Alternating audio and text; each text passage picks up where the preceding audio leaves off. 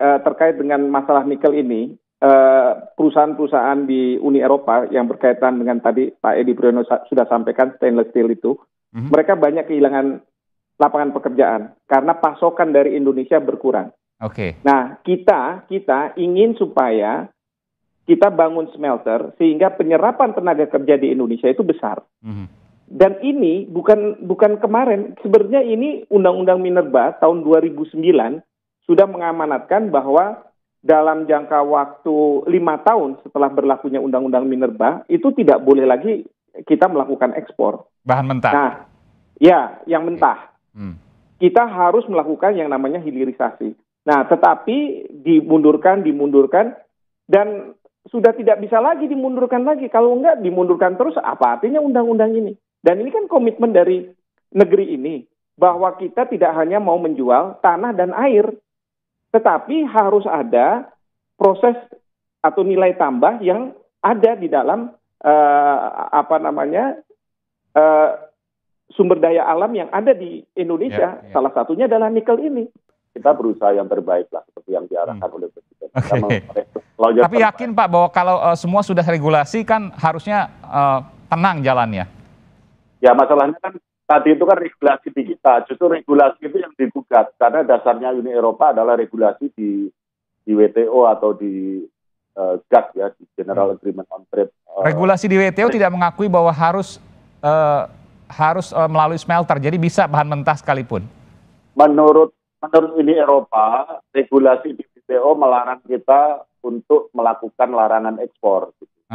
Menurut mereka, tentu saja menurut kita tidak begitu. Artinya berbeda ya? Ya. Saya tanyakan juga hal yang sama ke Prof. Kalau kita bicara soal peluang kemenangan kita di atas 50% atau di bawah 50%, Prof? Tergantung dari lawyer yang kita pakai. Kenapa kalau jam terbangnya bagus, boleh kita bisa menang. Saya yakin itu. Karena apa? Ini kita cerita bahwa kita tidak memberi pembatasan, restriksi.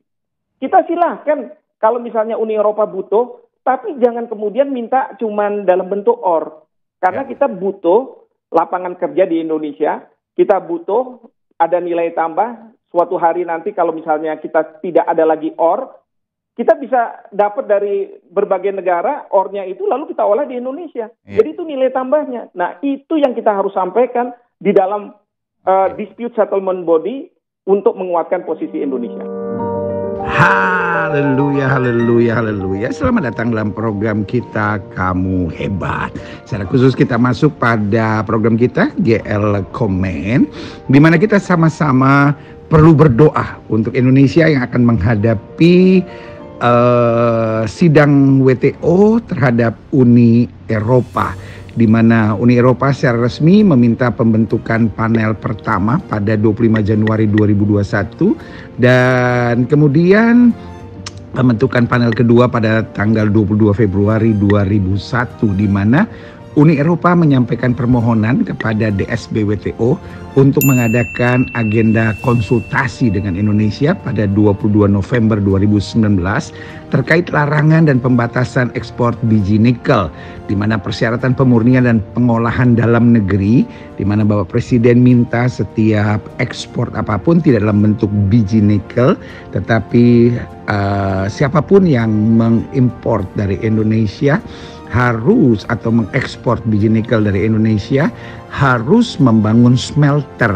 Nah, Eropa sudah terlalu senang dengan kepemimpinan yang lalu, di mana biji-biji nikel yang masih murah lalu dibawa ke luar negeri, lalu dimanfaatkan, lalu dipersiapkan, lalu diolah dan dimasukkan lagi ke Indonesia dengan harga yang begitu mahal. Dan Bapak Presiden kita sekarang tidak mau dalam posisi itu. Bapak Presiden kita mau dengan kondisi yang lebih baik, di mana biji-biji nikel tersebut diolah dulu, baru dengan smelter-smelter, di mana para pengekspor biji nikel ini atau mereka yang mau mengekspor dari Indonesia biji nikel harus membangun smelter-smelter terlebih dahulu. Itu sebabnya Eropa marah dan kemudian mengajukan ke sidang WTO. Lalu karena itu kita doakan supaya Indonesia dapat menghadapinya dengan baik, di mana alur penyelesaian sengketa dimulai dengan konsultasi sejak 30 sampai 31 Januari 2020. Lalu sejak awal 2021 dalam tahap pembentukan panel, dan panel terbentuk 22 Februari 2021 dan penentuan jadwal timetable pada 29 Maret. Lalu pada April sampai Desember akan dilakukan pengujian oleh panelis. Pada Januari 2022 diperkirakan baru dikeluarkan laporan interim, komentar dan review, lalu laporan disirkulasi kepada anggota pada April 2022. Lalu kemudian pengajuan banding ke WTO maksimal 60 hari setelah sirkulasi dan dilakukan sekitar Juni sampai September 2022. Lalu keputusan sekitar Maret 2022 sampai Juni 2023. Dan kita doakan Indonesia mampu menghadapinya. Karena langkah-langkah yang akan dilakukan oleh Indonesia, yang pertama, konsolidasi posisi pemerintah Indonesia untuk menghadapi penanganan kasus DS 592 istilahnya, bersama dengan Kementerian Perdagangan, Kementerian Luar Negeri, dan konsultan hukum yang dikoordinasikan oleh Kemenko Maritim dan Investasi.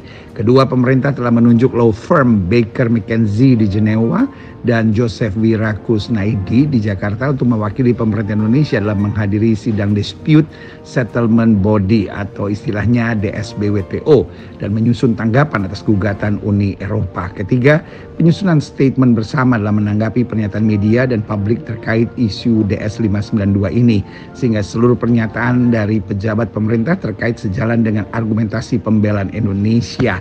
Jadi, saudara yang kasih dalam Tuhan, kita sebagai umat Tuhan, kita doakan bangsa kita, karena ketika Bapak Presiden yang terhormat, Bapak Presiden Jokowi, membenahi segala permainan-permainan di dalam, sehingga Indonesia punya harga diri terhadap bangsa-bangsa lain, tidak mengambil secara mentah barang-barang tambang yang kepercayaan Tuhan atas bangsa ini, lalu dengan harga murah mengambilnya, mengolahnya di luar negeri, lalu kemudian memasukkan kembali dengan harga yang sangat mahal ke Indonesia.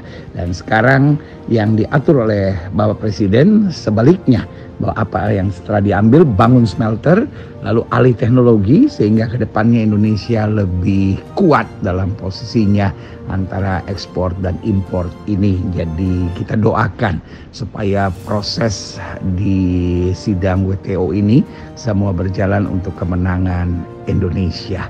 Dan sudah terbukti dari peristiwa di Papua, ketika tambang Freeport akhirnya Indonesia mendapatkan 51%, dan Amerika sempat mengutus wakil presidennya untuk bernegosiasi, tapi Indonesia tetap berkeras untuk dengan prinsipnya 51%, membangun smelter dan lain-lain. Dan kemudian sekarang teruji kembali dengan Eropa, di mana Eropa marah lagi karena mau mendapat keuntungan sebesar-besarnya. Tapi Indonesia sekarang bukan negara yang bisa dipermainkan oleh negara-negara lain.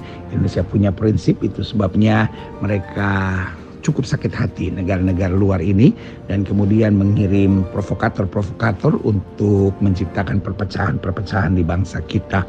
Tapi kita adalah Indonesia yang kuat, kita Indonesia yang tangguh, kita Indonesia yang tumbuh, kita Indonesia yang diberkati, kita Indonesia yang hebat. Karena itu mari tetap bersatu, mari tetap mendoakan bangsa dan negara, mari kita doakan presiden kita doakan pemimpin-pemimpin kita sehingga diberikan hikmat, sehingga kekayaan alam yang merupakan anugerah Tuhan buat Indonesia tidak sembarang dijarah oleh asing dengan harga murah, lalu diolah, lalu kemudian dimasukkan kembali ke Indonesia dengan harga yang mahal. Tapi mari kita berdoa agar pemimpin kita diberikan hikmat Tuhan, wibawa sorga, sehingga dapat mengambil keputusan-keputusan yang tepat untuk keuntungan kesejahteraan dari masyarakat kita, sehingga Indonesia kuat, Indonesia tangguh, Indonesia tumbuh, Indonesia hebat, Indonesia diberkati. Terima kasih buat setiap doa saudara, karena doa saudara berarti buat bangsa ini. Haleluya.